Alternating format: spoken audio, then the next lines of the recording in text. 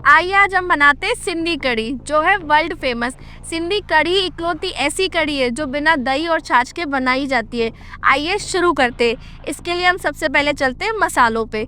मसालों में हमने लिया नमक स्वाद अनुसार, लाल मिर्ची, हल्दी पाउडर, दाना मेथी, जीरा, राई, चुटकी भर हींग स्वाद बढ़ाने के लिए, रिफाइंड ऑयल, इमली का पल्प जिसका हम पल्प निकाल के कढ़ी को खट्टा करने में यूज़ करते हैं। कड़ी पत्ता हमने लिया है स्वाद के लिए, धनिया गार्निशिंग के लिए, और टमाटर हमने एक बारीक कटा हुआ ले लिया है। उसी के साथ हमने हरी मिर्ची काट के रख दी है। अब चलते हैं सब्जियों पे। सब्जियों पे हमने लिया है मीडियम प्रकार के 2 आलू छोटे छोटे टुकड़ों में। उसके बाद हमने लिए ग्वार की फली लगभग 5, उसके हमने छोटे छोटे टुकड़े कर लिए। और उसके बाद हमने लिए भिंडी फ्राई। आप कच्ची भिंडी भी ले सकते हैं, पर वो हमारी कढ़ी को लिप्सीपन कर देती है, इसलिए हम भिंडी फ्राई करके लेते हैं। उसके बाद हमने लिए रवास की फली, जो ये बड़ी होती है, उसके हमने छोटे छोटे टुकड़े कर दिए। उसके बाद हमने गोभी के फूल लिए लगभग 8 से 10 पीस, और हमने लिए मटर। मटर के बाद लिए हमने टिंडे, जिसके हमने 4 छोटे छोटे टुकड़े कर दिए। आप अपने हिसाब से भी सब्जियां ले सकते हैं, जो आपको पसंद है वो भी ऐड कर सकते हैं, और जो आपको पसंद नहीं है आप उसको भी हटा सकते हैं। जो सब्जी आपको ज़्यादा अच्छी लगती है आप उसकी क्वांटिटी बढ़ा सकते हैं। जैसे मुझे कढ़ी में मटर सबसे ज़्यादा अच्छे लगते हैं, इसलिए मैंने मटर की क्वांटिटी बढ़ाई है। सबसे ज़रूरी है बेसन, जिसकी हमें कढ़ी बनानी है। आइए चलिए शुरू करते हैं सिंधी कढ़ी बनाना। सबसे पहले हम भगोनी लेंगे, भगोनी को अपने गैस पे रखेंगे और इसमें हम डालेंगे रिफाइंड ऑयल। अब रिफाइंड ऑयल हमारा गर्म हो गया है, उसमें हम डालेंगे दाना मेथी। जैसे दाना मेथी हल्की सी पकेगी, उसमें हम राई, जीरा और हींग ऐड करेंगे। अब हमारी दाना मेथी भुनने लगी है, अब हम इसमें जीरा ऐड करते हैं। अब हम इसमें राई ऐड करते हैं। राई के बाद बारी है चुटकी भर हींग की, जिससे कढ़ी का स्वाद बढ़ जाता है। अब चलते हैं हम बेसन पे। हमें कढ़ी 4 से 5 लोगों के लिए बनानी है, तो हम इस चम्मच से लगभग 1.5 चम्मच हम बेसन लेंगे। अगर इसमें आपको ऑयल कम लगे तो आप उसमें ऑयल भी ऐड कर सकते हैं। अब हम कढ़ी को भून रहे हैं, बेसन को भून रहे हैं स्लो फ्लेम पे, जिससे बेसन का कच्चापन भी निकल जाए और कढ़ी में निखार भी आता जाए। अब हम इसको चलाते रहेंगे। अगर हम इसको नहीं चलाएंगे तो बेसन तले में चिपक जाएगा, जिससे बेसन जल जाएगा। अब हम इसको गोल्डन ब्राउन होने तक भूनते रहेंगे और चलाते रहेंगे। मेरे को भी इसमें थोड़ा ऑयल कम लगा, तो मैंने इसमें थोड़ा सा ऑयल ऐड किया। जब आप बेसन भुनोगे तो आप देखोगे कि बेसन फूल भी रहा है और बेसन की महक भी आ रही है। देखिए हमारे बेसन का कलर कैसा हो गया, पूरा गोल्डन ब्राउन हो गया है। इसको करने में हमको लगभग 4 मिनट लगे हैं। अब हम इसमें पानी डालेंगे और साथ में चलाते रहेंगे, जिससे कि बेसन की गुठलियाँ नहीं पड़े।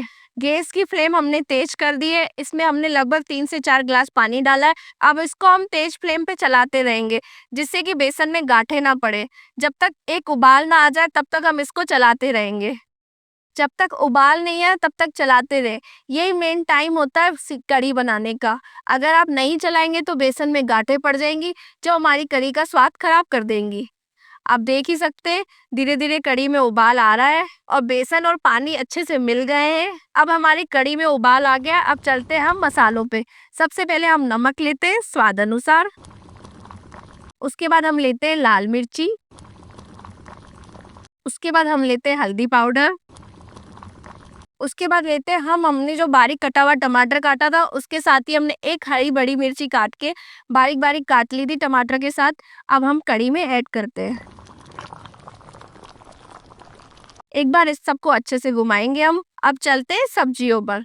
लगभग हमारे मसालों को भी 1 मिनट हो गया है भुनते हुए। हम सबसे पहले कढ़ी में ऐड करते हैं आलू। धीरे धीरे डालना, अगर तेजी से डालोगे तो हाथ में गर्म पानी लगने का भी डर होता है, हाथ जल जाएगा। सारी सब्जियां एक साथ ऐड करनी है। हमने सारी सब्जियां ऐड कर ली है। इसको फिर से एक उबाल आने देंगे सब्जियों के साथ। फिर हम इसको मीडियम फ्लेम पे ढककर 10 से 15 मिनट के लिए पकाएंगे।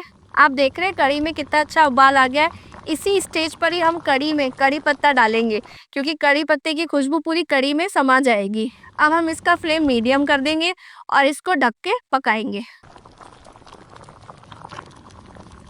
सिंधी कढ़ी की खासियत है, हम इसको जितना लो फ्लेम पे पकाएंगे उसमें रंगत भी आएगी और उसका स्वाद भी अच्छा होगा। जब तक हमारी कढ़ी पक रही है तब तक हम इमली को मैश कर लेते हैं। अब हम इमली का पल्प निकालेंगे जिससे सारा खट्टापन पानी में आ जाए। फिर हम जो कढ़ी में डालेंगे तो कढ़ी में खट्टापन आ जाएगा और स्वाद और भी बढ़ जाएगा।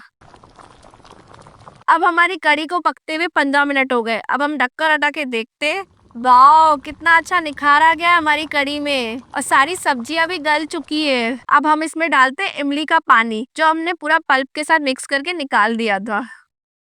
अभी भी हम इसको 5 से 6 मिनट चलाएंगे जिससे कि सारा इमली का पानी कढ़ी के साथ मिक्स हो जाए और कढ़ी में खट्टा बना जाए। हम कढ़ी को आलू निकाल कर भी चेक कर सकते हैं कि हमारा आलू गला है नहीं गला है। वाह, हमारा आलू भी गल गया है, यानी हमारी कढ़ी तैयार हो चुकी है। अब हम इसको लगभग 4 से 5 मिनट पकाएंगे, फिर हम इसको सर्व करेंगे। अब हमारी कढ़ी को लगभग 5 मिनट हो गए, पूरी इमली कढ़ी में मिक्स हो चुकी है, हमारी कढ़ी बनकर तैयार हो गई है। अब हम इसे धनिया से गार्निशिंग करेंगे। हमने कढ़ी को ढीला रखा है, आप कढ़ी को ज़्यादा गाढ़ा करके भी खा सकते हैं।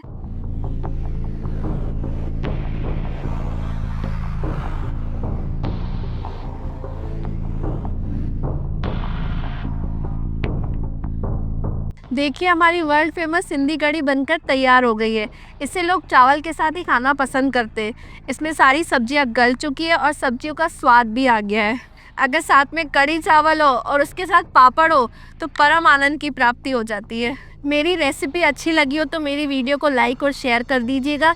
ऐसी पारंपरिक रेसिपियों के लिए मेरे चैनल को फॉलो कर दीजिएगा।